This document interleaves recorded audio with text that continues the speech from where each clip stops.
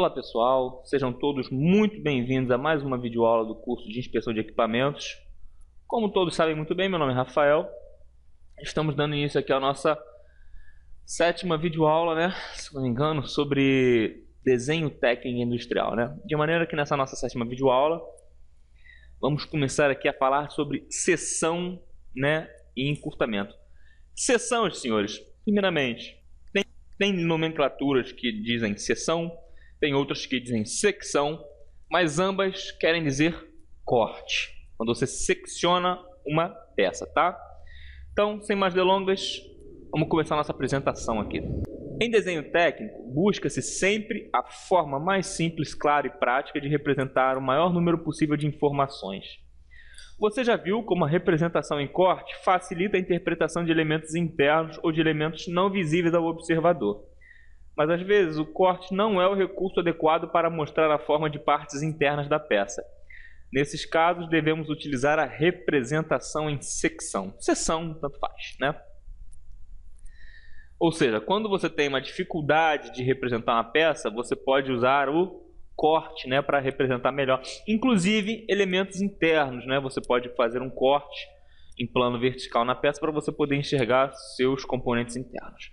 Em desenho técnico, existe um recurso que permite simplificar a representação de peças longas, que é por meio do encurtamento, quando este encurtamento não irá interferir em algum elemento, né, da sua peça. Nós vamos ver exemplos a seguir. Bom, representação em seção. Seccionar quer dizer cortar. Assim, a representação em secção também é feita imaginando-se que a peça sofreu um corte. Mas existe uma diferença fundamental entre a representação em corte e a representação em seção. Vamos lá. Temos aqui uma peça sólida, né, que ela recebeu um corte.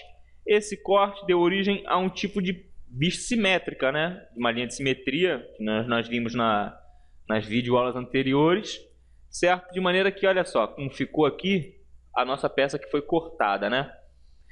Só que a diferença é, uma coisa é você representar um corte, que nós estamos vendo aqui, outra coisa é você representar uma seção. Vamos observar qual é a diferença em si. O corte, aqui nesse caso, ele vai ser representado em qual vista? Se essa aqui é a nossa vista frontal e essa aqui é a nossa vista superior, o corte será representado na nossa vista lateral esquerda, certo? Então aqui na nossa vista lateral esquerda, para representar o corte, a diferença é essa, que para representarmos o corte, você representa toda a vista lateral esquerda, né, que é responsável pela imagem do corte, né? Você representa toda a vista lateral esquerda, inclusive o que? Aonde foi cortado. E o corte, né, você indica aqui por essas linhas em diagonal, né, essas linhas tracejadas aqui paralelas em diagonal, certo? E embaixo você escreve o nome do corte, né, corte, e o plano de simetria, né, que é o corte AA, dessa forma. Para você representar uma seção você já representa simplesmente aonde o corte atingiu. Por exemplo, né, nessa peça aqui, nós temos esse corte e ficou dessa forma a nova peça. O corte, né, o plano que seccionou essa peça, ele não atingiu nenhuma dessas regiões aqui, exceto a região onde temos as achuras, né, que são essas linhas em diagonal tracejada aqui. Então, quando você representa uma seção diferente da representação do corte, você representa simplesmente o local onde o plano atingiu a peça, né? Onde foi cortado, tecnicamente dizendo. Certo? Então, dessa forma, ó, na vista lateral esquerda, temos a representação simplesmente das regiões aqui, ó, dessas duas regiõezinhas aqui, onde foram feitas os cortes, né, os seccionamentos. Certo? Representa-se secção, né, ou seção, AA, com a sua respectiva linha de simetria. Certo? Então, só para sintetizar aqui, para ratificar, concluímos que enquanto a representação em corte mostra as partes maciças atingidas pelo corte e outros elementos, a representação em seção mostra apenas a parte atingida pelo corte. Seção fora da vista. Os desenhos técnicos com seção fora da vista são semelhantes em alguns pontos aos desenhos técnicos em corte. Observe o próximo desenho. Temos aqui, ó, um pino, né? E aqui foi feito o plano de corte. Compare as vistas ortográficas dessa peça em corte e em seção. Temos aqui, ó, como ficou o plano de corte, ó, a linha de simetria. E o corte AA, ou seja, você fez uma seção fora da vista. Você representou aqui, ó, fora da vista, né? Fora dessa vista aqui, você representou o corte, muito embora ele faça parte dessa vista. Certo? É aqui a representação da seção, né? Com aquela mesma regra, que só, no caso da seção, ela só representa o local onde foi atingido, né, o corte. Observamos as semelhanças e as diferenças entre os dois desenhos. Quais são as semelhanças? Em ambos os casos, imaginaram-se cortes na peça, e eles apresentam indicação do plano de corte, e as partes maciças atingidas pelo corte são achuradas. Simples. Quais são as diferenças? No desenho em corte, a vista onde o corte é representado mostra outros elementos da peça, né, na representação do corte, além da parte maciça atingida pelo corte em si. Enquanto que o desenho em seção mostra apenas a parte cortada. Nós já vimos esse conceito, né? A indicação do corte é feita pela palavra corte, seguida de duas letras maiúsculas repetidas, que é aquele AA. Ao passo que a identificação da seção é feita pela palavra seção, também seguida das duas letras maiúsculas repetidas, que é o AA. Seções sucessivas fora da vista. Quando se tratar de uma peça com vários elementos diferentes, é aconselhável imaginar várias seções sucessivas para analisar o perfil de cada elemento. Certo, temos aqui um perfil cilíndrico com duas espigas, né? Uma espiga redonda, né, de perfil redondo, e outra espiga quadrada, certo? Com um rasgo de chaveta aqui, né? E aqui temos um detalhe do rebaixo e tudo mais. Então, quando nós passamos um plano de corte aqui, percebam, ó, que aqui você seccionou a peça em várias partes, né? No caso em 3 partes diferentes, certo? Para você poder analisar melhor o perfil do seu elemento. Bom, no desenho técnico, as seções sucessivas também podem ser representadas próximas da vista e ligadas por linha, traço e ponto, em posições diferentes. Porém, nesse caso, identificadas pelo nome. Compare as duas formas de representação a seguir. Bom, essa aqui é a nossa vista frontal, né? E ao sofrer o corte, nós não temos como representá-lo necessariamente de frente, né? Nós já sabemos disso. Então, nós puxamos o quê? Linhas auxiliares alinhadas à linha de simetria de cada uma das novas peças que foram, né, restantes do corte, oriundas do corte, né? Então, temos aqui a primeira representação, a segunda representação e a terceira representação do corte. No caso da seção do corte, né? Como vocês podem reparar, está sendo exibida somente a parte onde o corte atingiu a peça. Então, temos aqui agora o interessante, né, a novidade, que é o quê? Em uma mesma peça, a primeira região que sofreu o corte leva-se o nome de seção AA. Tudo bem. Na segunda, temos o que? A seção BB. Já não é mais AA. Por quê? Porque diz respeito a uma segunda seção, embora seja da mesma peça. E em terceiro, temos a seção CC, que é o que? Resultado do terceiro corte executado na mesma peça. Percebam, senhores, que a vista frontal está aqui e a linha de simetria está perfeitamente alinhada. Entendeu? A seção aqui, o eixo central é esse e esse, que estão alinhados aos eixos centrais, né, as linhas de centro, né, de simetria, inclusive desse e desse. Certo? Bom, seção dentro da vista. Mais um tipo de seção aí para nós estudarmos. A seção pode ser representada rebatida dentro da vista, desde que não prejudique a interpretação do desenho. Certo? Desde que não prejudique a interpretação. É uma condição. Observe a próxima perspectiva em corte e ao lado sua representação em vista ortográfica com a seção representada dentro da vista. Certo? Então, temos aqui uma peça, né, que isso aqui é um cilindro, simplesmente cilindro maciço. Ele foi seccionado, né, ele foi cortado, certo? E na sua vista frontal, quando nós olhamos frontalmente, né, vimos o quê? Nós não podemos ver um cilindro, nós vimos um retângulo, certo? E podemos representar aqui dentro desse retângulo, né, o corte, né, a seção que foi efetuada aqui com a devida linha de simetria em concordância tanto com a vista quanto com a seção, a representação da seção. Para representar o contorno da seção dentro da vista, usa-se a linha contínua estreita, né? Aqui, ó, traço, ponto, né? E a representação aqui, ó, essa linha contínua estreita é essa linha que forma as achuras. A parte maciça representada é a achurada, né? E a linha contínua estreita fica sendo aqui. E quando a seção aparece rebatida dentro das vistas do desenho técnico, ela não vem identificada pela palavra seção seguida das letras. Afinal de contas, nós já sabemos que essa seção aqui ela é pertencente a essa peça e a essa vista, certo?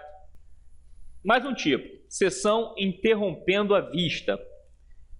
Observe a perspectiva em corte de uma peça sextavada, né? De perfil sextavado, um hexágono no caso, né? E ao lado, sua representação em vista ortográfica com uma seção.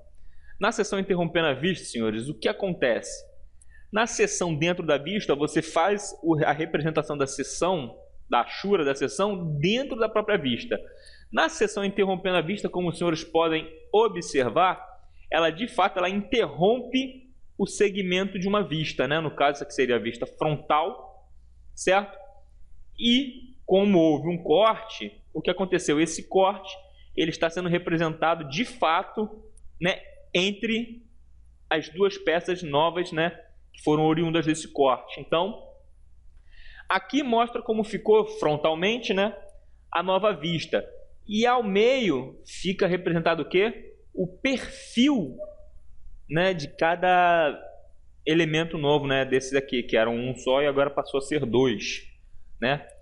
Quando a seção é representada interrompendo as vistas do desenho, ela não vem identificada, também não vem identificada com a palavra seção e nem seguida pelas letras. Na seção interrompendo a vista, não aparece também a linha indicativa do corte, certo? A interrupção da vista é feita por uma linha que você já conhece, que é a linha de ruptura. Seções enegrecidas, né? Outra forma de representar uma seção aí, né? Quando a área da seção é a de um perfil de pouca espessura, ou seja, quando o perfil ele é pouco espesso, ao invés de se representarem as achuras, o local é enegrecido, né? Você escurece ele de uma forma mais forte, né? Por assim dizer. As seções enegrecidas tanto podem ser representadas fora das vistas como dentro das mesmas, ou ainda interrompendo as vistas. Veja um exemplo de cada caso. Temos aqui, ó, uma peça, né, vista frontalmente, e aqui houve um plano de corte, não, a seção, e aqui você pode representar de forma enegrecida, seção AA, que foi o quê? O perfil, né, o perfil do seu corte, você pode representar dentro da vista, certo? Desde que não a interrompa, aqui, ó, o mesmo perfil de corte, ou você pode fazer o corte interrompendo a vista, né? Nesse nosso terceiro exemplo aqui, ó, você tem aqui uma peça inteira que foi seccionada, passou a ser duas peças, né? Mesmo que simétricas, são duas peças distintas agora.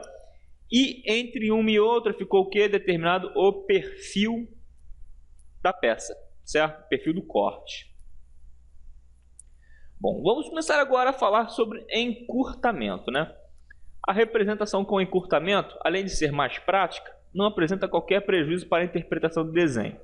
Porém, nem todas as peças podem ser representadas com encurtamento. Como eu já disse, somente aquelas que possuam um trecho em que, se você retirar, né, uma parte dele, não vai perder aí um componente que seria uma característica, né, e não uma extensão de um mesmo componente. A seguir, você vai conhecer as condições para que se possa usar esse tipo de representação. Primeira, o encurtamento só pode ser imaginado no caso de peças longas, ou de peças que contêm partes longas e de forma constante. Por exemplo, temos aqui esse cilindro, né, com duas espigas nas extremidades. Percebam esse trecho daqui até aqui, ele é longo, certo? E ele é idêntico, ele é contínuo, ou seja, não há nada de diferente aqui. Ou seja, se eu pegar aqui e encurtar esse trecho, ou seja, fizer um corte imaginário, é claro, aqui e aqui, Se eu unir essas duas novas partes aqui, não vai mudar característica nenhuma da peça, certo? Ela vai continuar sendo igual, porém menor, certo? O que facilitaria para você fazer uma projeção, para você interpretar, certo? Bom, como a parte compreendida entre os cortes não apresenta variações e não contém nenhum elemento que caracterize-a, você pode imaginar a peça sem esta parte, que não prejudicaria nenhuma sua interpretação. Se você unir essas duas partes aqui, você vai ver que você tem uma peça semelhante, não há diferença, certo? Temos aqui agora mais de um encurtamento na mesma peça. Certos tipos de peça podem ser imaginadas com mais de um encurtamento. Observe a chapa com 4 furos, por exemplo. Você pode imaginar um encurtamento do comprimento e outro no sentido da largura, sem qualquer prejuízo da interpretação da peça ou de seus elementos, certo? Então temos aqui uma chapa com 4 furos, né? E você pode fazer um corte aqui, um encurtamento deles, certo? Em todos os sentidos, para que esses furos possam se aproximar, certo? O encurtamento pode ser imaginado também nos sentidos do comprimento, da altura e da largura da peça, certo? E pode-se também imaginar mais de um encurtamento no mesmo sentido, como mostra o desenho a seguir. Ou seja, você encurtou daqui até aqui e encurtou também daqui até aqui. Porque, afinal de contas, nesses dois trechos que foram feitos os encurtamentos, não há nada que comprometa a característica da peça. Agora vamos falar das representações. Representação do encurtamento no desenho técnico. Nas representações com encurtamento, as partes imaginadas são cortadas, né, e são limitadas por linhas de ruptura, que são as linhas contínuas estreitas, certo? São linhas contínuas, porém estreitas, desenhadas à mão livre, certo? Nos desenhos técnicos confeccionados à máquina, pode-se optar pela linha contínua estreita em zigue-zague para representar os encurtamentos.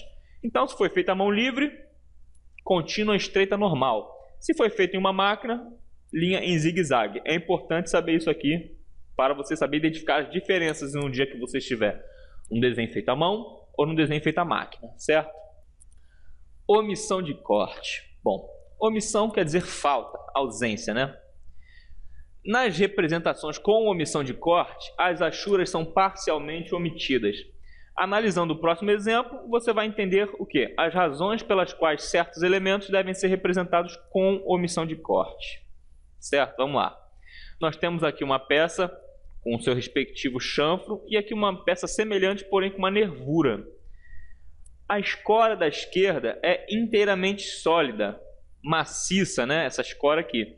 Já a escora da direita com nervura tem uma estrutura mais leve, com menos quantidade de peças, de partes maciças, né? Perceba aqui a diferença. Agora imagine que as duas peças foram seccionadas no sentido longitudinal, né? Cortou elas aqui assim nesse sentido. Como você pode ver, as áreas atingidas pelo corte são semelhantes, né? Que você tendo a vista frontal aqui, você vai ver que, né, de acordo com a vista frontal, elas são peças iguais, porém não são. Então, aí é que entra a omissão de corte. Bom, para diferenciar as vistas ortográficas das duas peças, né, de modo a mostrar qual das duas peças tem estrutura mais leve, né, que é a peça com nervura, que deve ser representada com omissão de corte, certo? E de que forma? Muito bem. Essa representação aqui é a representação da peça da escora maciça aqui, né? Então ela aqui tem que ser de fato representada devidamente, com toda a parte achurada representada, certo? Aqui é o furo, né? Essa região que não foi achurada aqui é a região do furo, né? Onde o plano não atinge, certo? E aqui as devidas vistas, né? Superior e lateral esquerda. E aqui na escora com a nervura, certo? Foi feita uma omissão de corte na região da nervura. Por quê? Para identificar que esta região ela não é maciça, certo? Que diferente, né, da escora maciça, ela é uma peça mais leve, né? Ela é uma peça mais leve. Então, por essa razão, e até mesmo para diferenciar o perfil dela, né, para indicar que essa peça aqui, apesar de ter uma vista frontal semelhante a essa, elas não são iguais. Além de ficar representado também na vista superior, né, aqui é a nervura, e na vista lateral esquerda. Tá? Isso aqui, senhores, é uma omissão de corte. Mesmo que o corte tenha atingido a nervura, aqui você omite para salientar que ali não é maciço, certo? Bom, note que embora a nervura seja uma parte maciça também, ela foi representada no desenho técnico sem achuras, certo? E na vista em corte, as achuras da nervura foram omitidas, representando a nervura com omissão de corte. Não se fica com a impressão de que a peça com nervura é tão maciça quanto a outra. Simplesmente para diferenciar isso, certo? Por isso foi feita a omissão de corte. Agora vejamos elementos representados com omissão de corte. Apenas alguns elementos devem ser representados com omissão de corte quando seccionados longitudinalmente. E esses elementos são indicados pela norma ABNT, né, NBR 10.067 de 1987. Dentre os elementos que devem ser representados com omissão de corte estão nervuras, orelhas, braços de polias, dentes e braços de engrenagem. Ou seja, esses elementos aí, né, são os exemplos de elementos que cabem à omissão de corte na hora de representar suas vistas. Né, vamos ver aqui alguns exemplos desses elementos que apresentam dessas peças que apresentam esses elementos. Aqui, ó, uma base, né, uma escora aqui com a nervura, que nem já vimos, ó, as orelhas. Isso aqui geralmente é um ponto de pega de uma válvula, ou até mesmo para aperto, né, para algum aperto. O dente e o braço de uma engrenagem, certo? Que são passíveis de uma omissão, né? E aqui nesse rolamento aqui somente o bracinho, né, dele que pode ser omitido na hora do corte.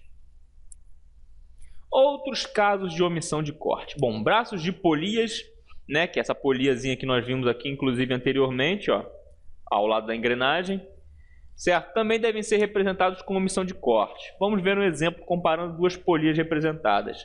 Isso aqui é uma polia de disco, certo? Isso aqui é uma polia com 4 braços. Agora, seccionamos as duas polias, né?